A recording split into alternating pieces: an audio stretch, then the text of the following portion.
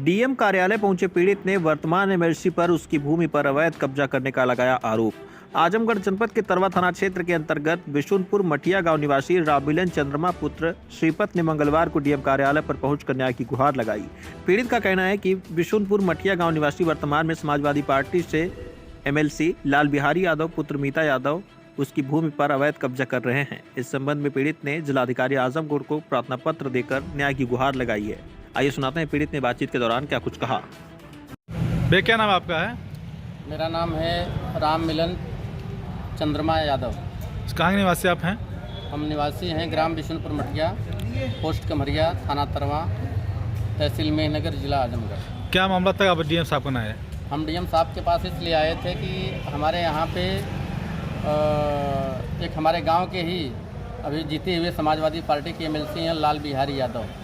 उन्होंने हमारे कम से कम 40 करोड़ रुपए की ज़मीन पे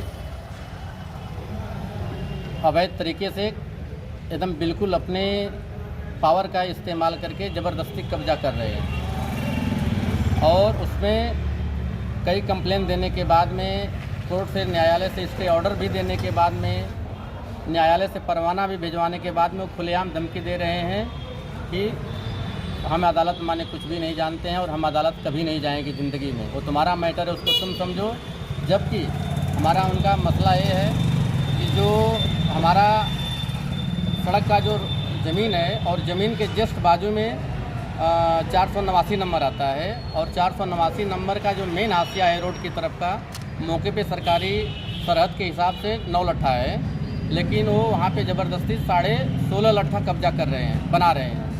और जिसमें मेरा ये आरोप है कि वहाँ के जो मौजा खरियानी के जो कानूनगो सुभाष राम जी हैं और एसडीएम मेहनगर, इन लोगों के मिली भगत से पैसे के बल पे यानी पैसे लेकर, मेरा आरोप है कि पैसे लेकर ये लोग हमारे ज़मीन पे ज़बरदस्ती निर्माण करवा रहे हैं। हमारे प्रशासन की तरफ से किसी भी तरह से कोई भी सहायता नहीं मिल रहा है। इसी के लिए मैं आया था। ये मामला न्यायालय में कब से चल रहा है? ये मामला न्यायालय में चल रहा है 22 नवंबर से चल रहा है और 22 नवंबर को हमारा ऑर्डर हुआ था, लेकिन जो असगन ऑर्डर हुआ था उस ऑर्डर को भी ये लोग मानने के लिए तैयार नहीं है। एसडीएम साहब खुद नहीं माने।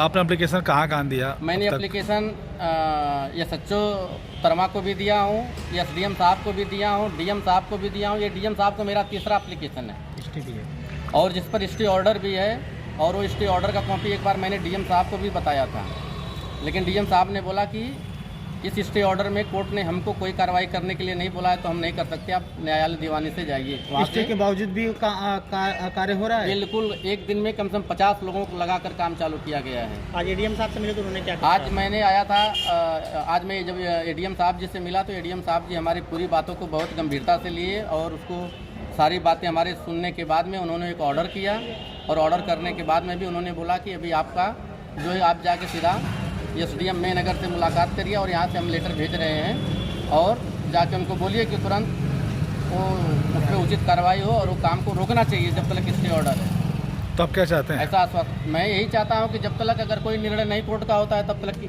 वहाँ पे काम नहीं होना चाहिए, काम बंद होना चाहिए। हमारा यही कहना है।